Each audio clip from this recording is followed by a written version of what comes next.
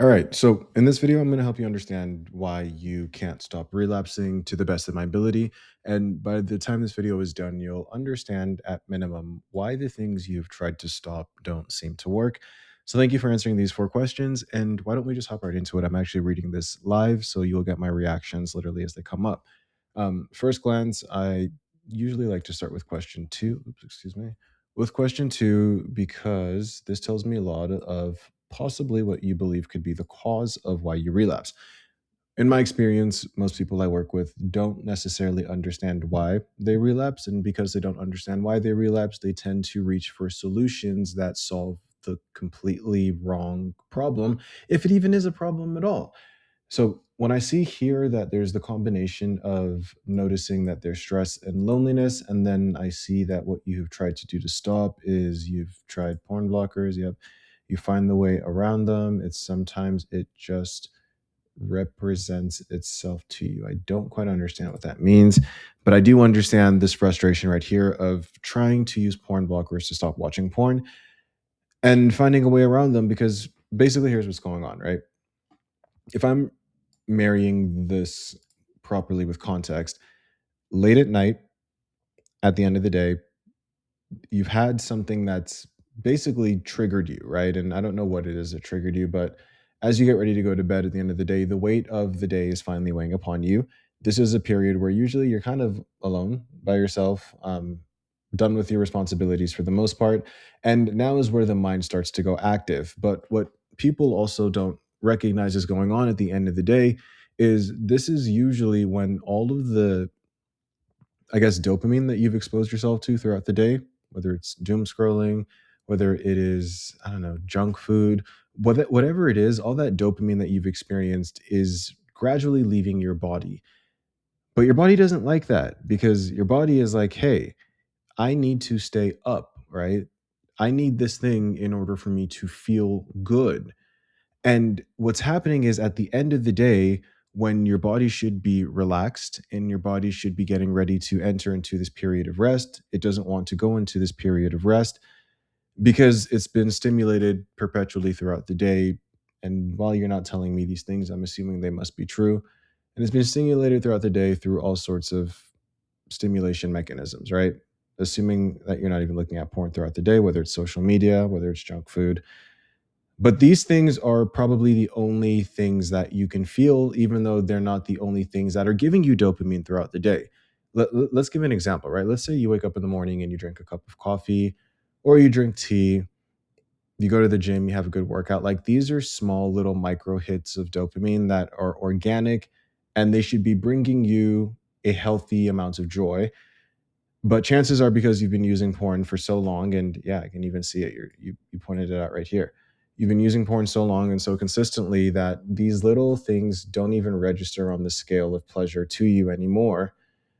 So you naturally will turn to things that will, right? And porn may not necessarily be the first thing you turn to. Maybe it's social media, like I said, junk food, video games, whatever it is.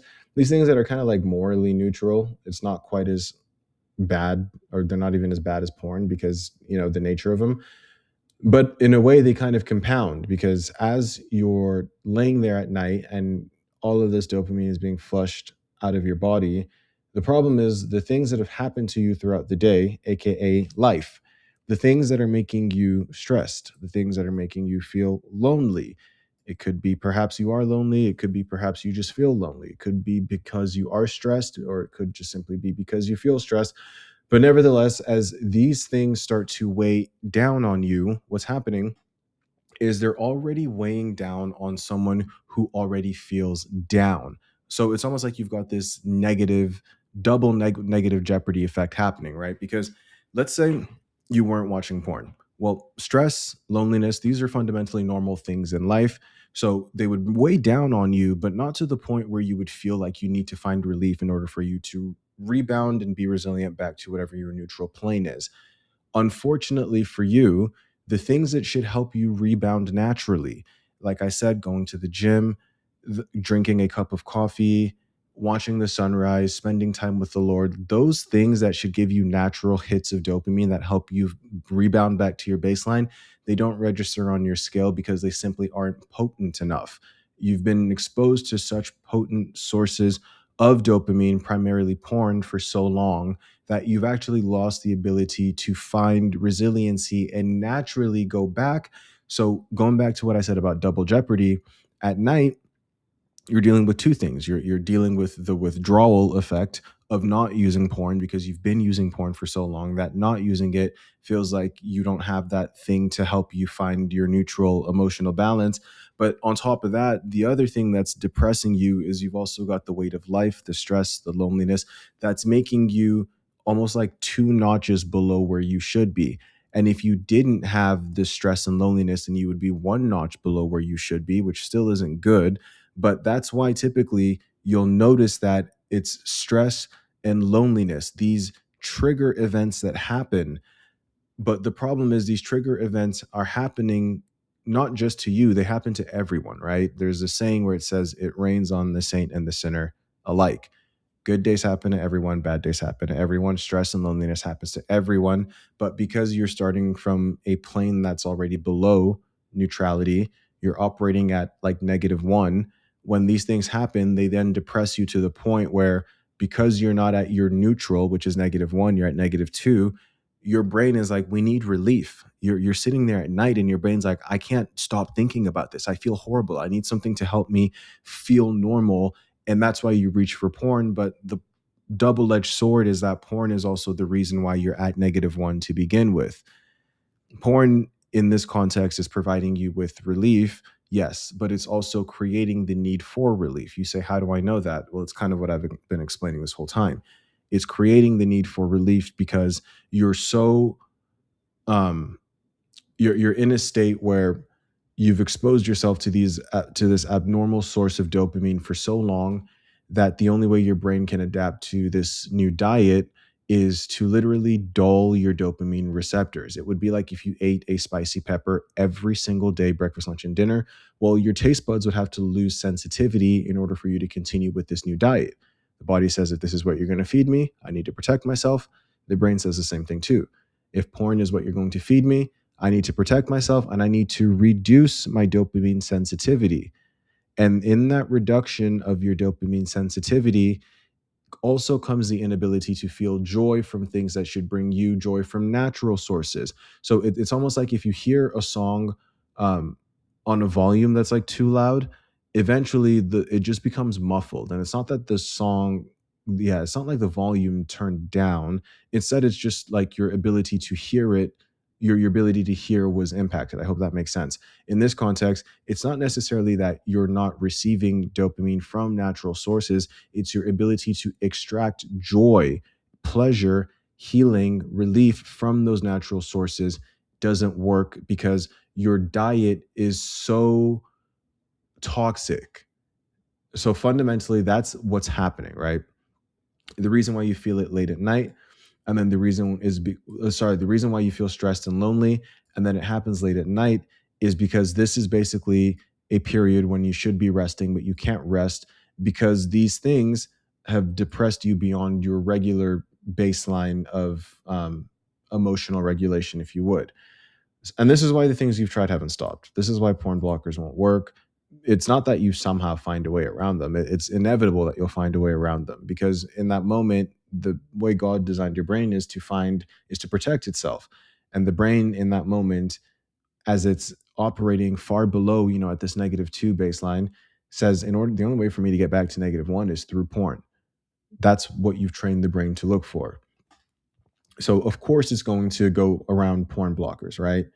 Porn blockers are simply just a way to modify behavior.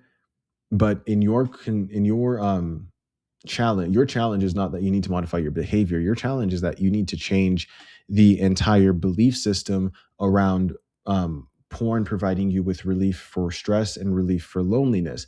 Because when you try to change the behavior, what happens is the time that you spend without porn when you can't find relief late at night when you're feeling stressed and lonely, it just feels terrible. You either have to white knuckle it and go to bed and feel like you're being deprived and you're missing out, or you eventually just decide this isn't worth it. I'm just going to watch porn and then tomorrow I'll try again and tomorrow maybe I'll feel different. But of course you won't feel different because you've just restarted the entire cycle again tomorrow. So I hope that helps at a high level. The reason why from my perspective, you can't stop watching porn isn't because you're stressed and it's not because you're lonely. These things are like halfway through um the cycle. In fact, let me do you a favor. Let me just show you the cycle, bro. Let me show you how this looks, okay? So it's like one negative event. Actually, let's say one is you've got a baseline equals -1, and then you have a negative event, baseline depresses to -2. Brain says, I need relief. It's late at night and you don't know what to do. You decide to relapse. You decide to relapse. You feel relief because you go from from -2 to -1. So this is basically what's happening. Again, your baseline is here at -1. You have a negative event that happens that triggers you to feel stressed or lonely. Your baseline depresses to -2. Your brain says, I need relief. Relief to your brain is going back to -1. It's late at night. It doesn't matter that you have porn blockers. You need to find relief. So you do. That's why you choose to relapse. And then you feel like you found relief because you just went from -2 to -1. And so you're back to square one, which is your baseline equals -1.